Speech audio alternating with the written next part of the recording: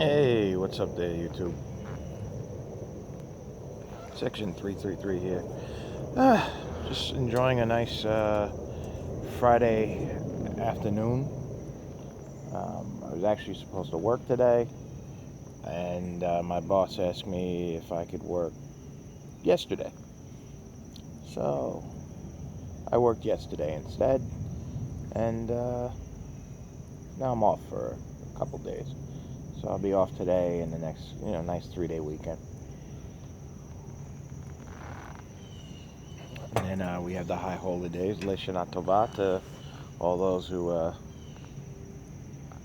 celebrate the Jewish New Year. And I know Yom Kippur is coming, and it's next week, Tuesday and Wednesday. See, I got an anniversary coming with my wife. I'm looking forward to that. Gonna take her someplace nice, maybe one of those Mark Forgione restaurants, or the North Madison, the restaurant at the North Madison Hotel. That's supposed to be very nice, I'm told. Actually, I know the food's nice there. I've actually been there. Never been to Mark Forgione's place. Usually we do the Russian tea room, which brings me to the little housekeeping. Smoking the Dagner cob. I have absolutely fallen in love with this cob. It is probably my favorite corncob pipe, if not one of my favorite pipes.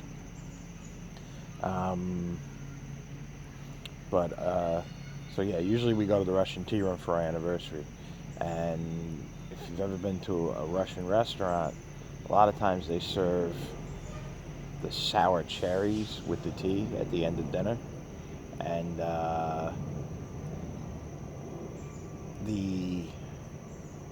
I've reviewed a few cherry blends on this channel, called Blood Red Moon. I've reviewed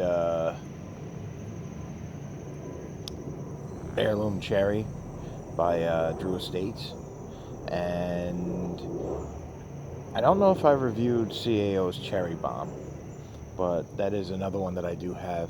And like I said, I'm not an aromatics person, but I've been trying to branch out into the aromatics, find ones that I like. Sometimes they're just too heavily cased, too gloppy. I feel like they're using poor tobacco and masking the taste of that poor tobacco with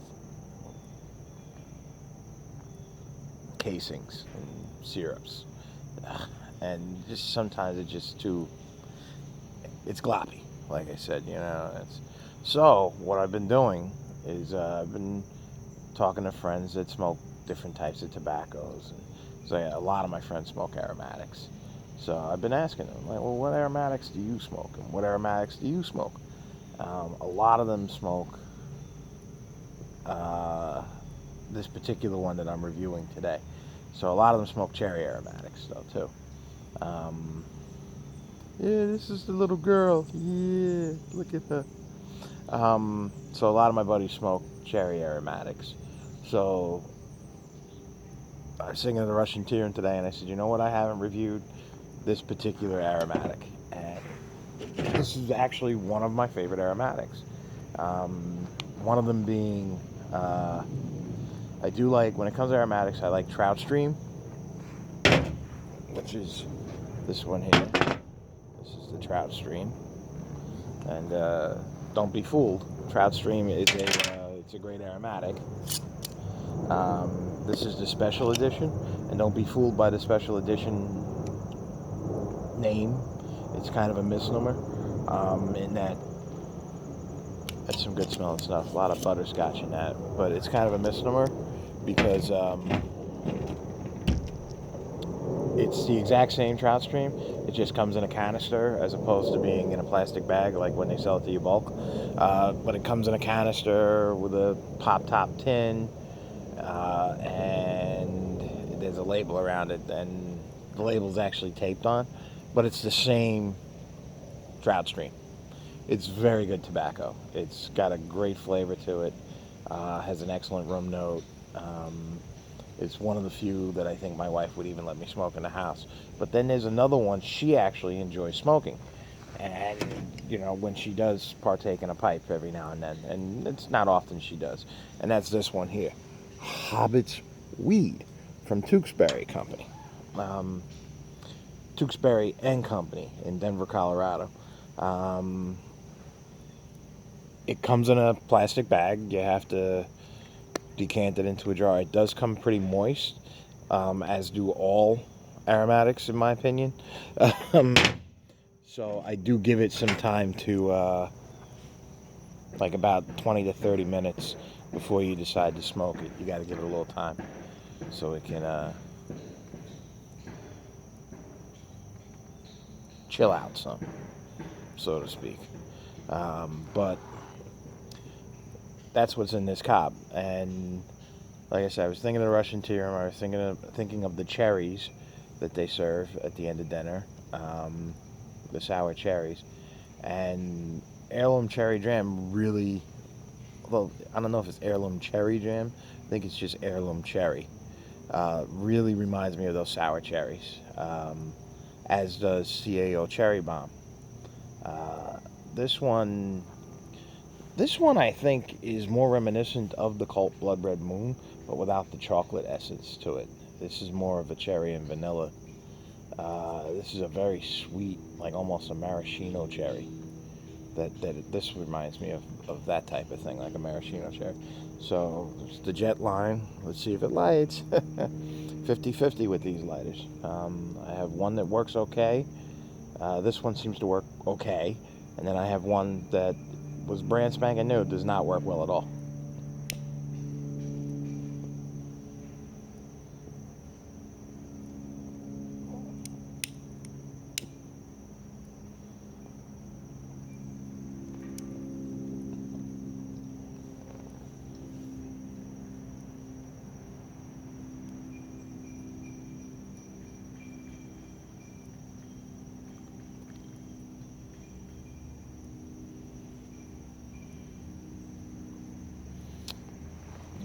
Flavor wise from this,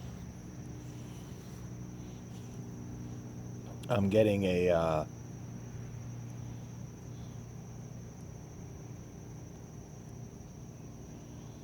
oh,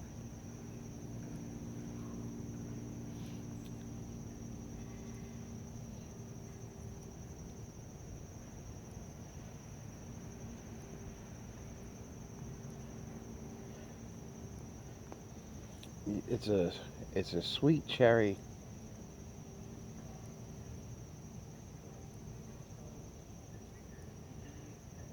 flavor, and it's a Cavendish. I think it's Cavendish and Burley, they say. I have to check the website. It's a pretty coarse cut. It's actually almost the same cut that you would see in the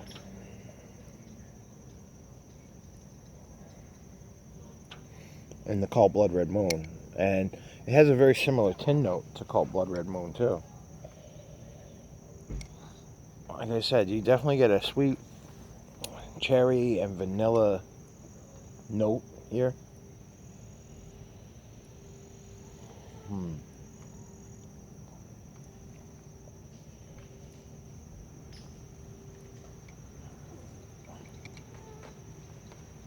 Shake it up a little bit. And I find I let this, like I said, I let it sit for a while, and it's a nice tobacco.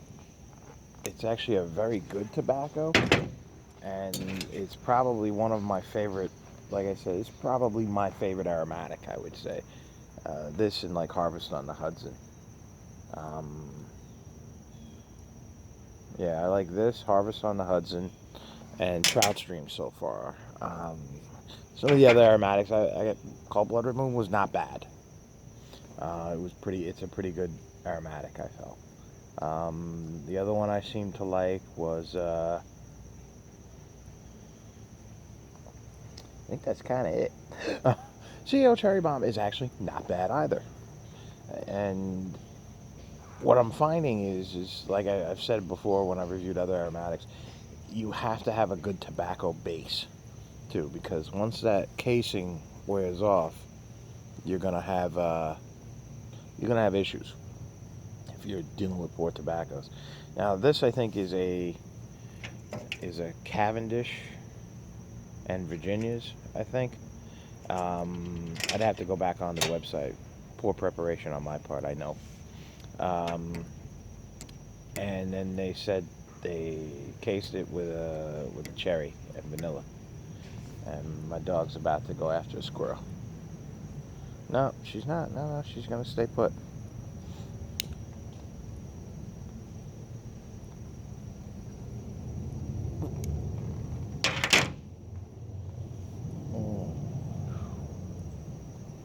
So anyway, yes, very good cherry flavor in here. Oddly enough, on that tin note, you do get a hint of, you almost get a leather with the cherry and vanilla as well. It doesn't blow me away, cherry.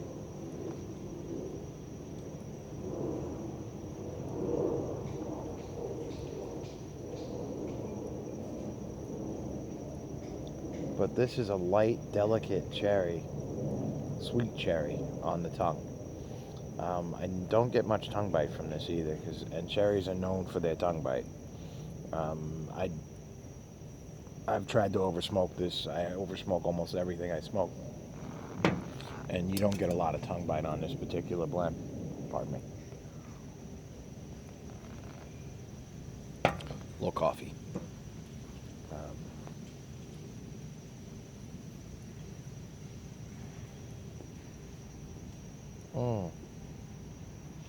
This is a very tasty blend, actually.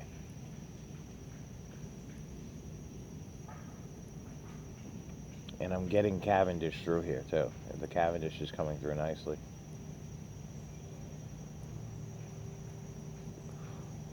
One of the reasons I think I oversmoke this one particularly is the rum note is so nice.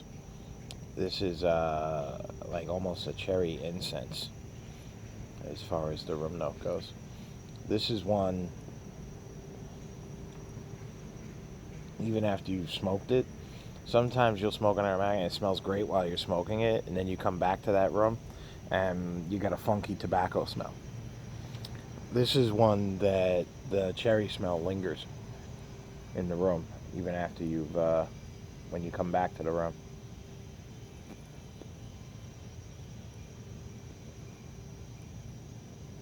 Yeah, I think that's one of the reasons I enjoy smoking this, is I enjoy the rum note that it gives off as well.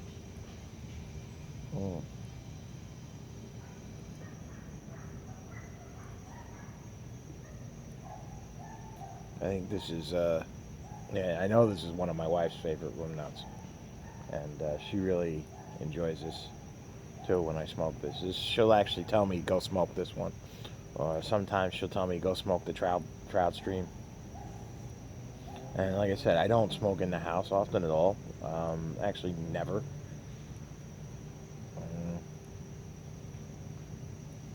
But if we're sitting outside, she'll ask me to smoke this one. She'll ask me to smoke the trout stream.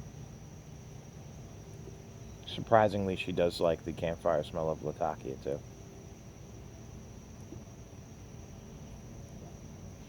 If you get a chance, I did put up another video this week. I've been doing a lot of box openings, because I've been building up my cellar reserves. I mean, I have a lot of tobacco to start with, and I know I keep repeating myself, but with the deeming regulations coming up, a lot of your favorite blends will not be available. And that's just a fact of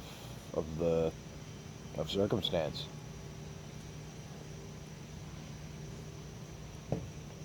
Evidently, the application is a $100,000 application, and each tobacco product you offer has to be, you have to put an application through.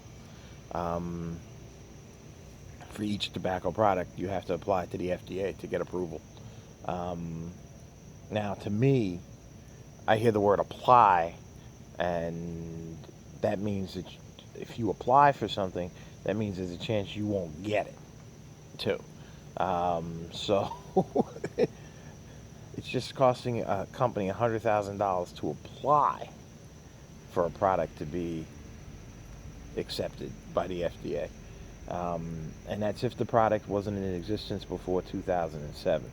So, I mean, you might be fine if a lot of the products were in existence before 2007. But then there are blends that have come out in the most recent years. Say, for instance, you like Bengal slices. Oh, no, that's a bad example, because I believe there was Bengal slices years ago.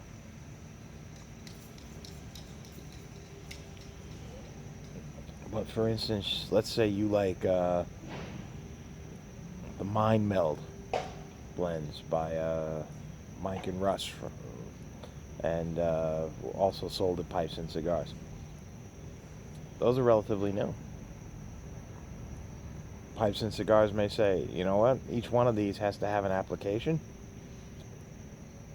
Maybe we'll only keep one or two. Maybe we'll discontinue the line. You know, and if you thought of trying it and you haven't tried it, maybe you should try it now. If you, you know, there's going to be a lot going on. Yeah. So, anyway, that's it with this. Coming up on the 15 minutes. This is a great blend. If you get an opportunity, I highly recommend you try this, all right?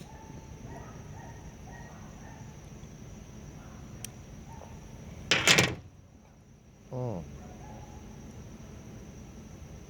Here's smoke in your eye. No, it's a fantastic blend, really is. And this is another one. I don't know when this came in existence.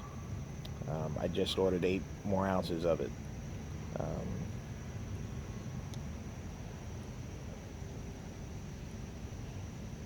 from what I can tell, too, with the deeming regulations, was that this was made initially to go after the vaping industry, because evidently you got these mom and pop stores that like come up with a new blend of vape almost overnight, and then they start selling it in their stores, and there's no way to regulate the industry. So I guess you have to have some regulation if a product is being imbibed or consumed by people.